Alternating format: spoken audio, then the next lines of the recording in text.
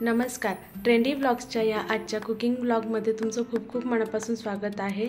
आज मी तर बनवलेले आहे एकदम झटपट आणि सोपे असे ब्रेड रोल्स। जास्त मेहनत न करता कमी वेळामध्ये संध्याकाळच्या छोटूशी भुकेसाठी हे ब्रेड रोल्स बनवायला खूप सोपे आहेत। तर सगळ्यात आधी मी इथं 5 ते 6 ब्रेड घेतलेले आहेत। हे होल व्हीट ब्रेड आहेत। तर मैद्याचे ब्रेड जे मिळतात व्हाईट ब्रेड ते सुद्धा आपण इथं वापरू शकतो।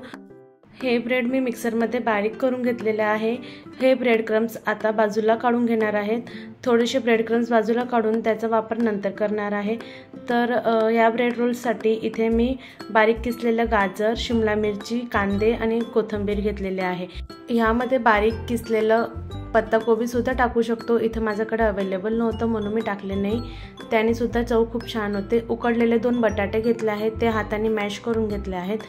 हे ब्रेड रोल चटपटीत करण्यासाठी चाट मसाला आणि लाल तिखट घेतला आहे। अर्धी चमची जिरा पावडर घेतला आहे। चव वाढवण्यासाठी थोडासा गरम मसाला घेतला आहे आणि चवीनुसार मीठ टाकलेलं आहे। यामध्ये थोडीशी साखर टाकायची असेल तर टाकू शकतो, पण इथे मी साखरचा वापर केलेला नाही।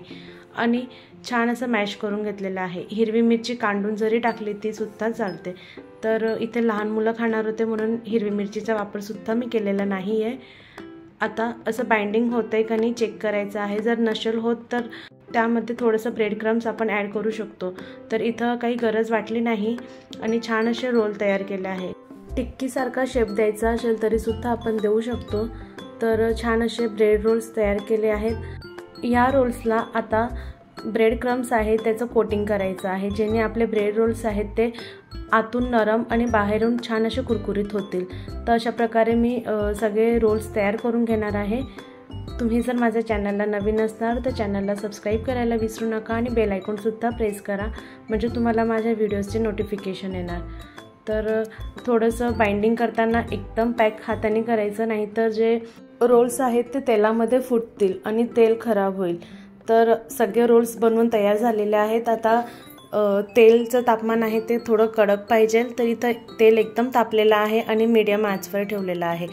एक एक करून ब्रेड रोल्स टाकायचे आहे। कढईमध्ये जेवढे मावतील तेवढेच मी टाकलेले आहेत। इथे मी 3 ते 4 ब्रेड रोल्स टाकले आहेत, जेणेकरून ते तळताना एकमेकांना चिटकणार नाही। तर जोपर्यंत हे वरचे बुडबुडे कमी होत नाही तोपर्यंत तळू द्यायचं आहे आणि साधारण 3 ते 4 मिनिटं लागलेली आहेत। तुम्हाला जास्त किंवा कमी वेळ सुद्धा लागू शकतो।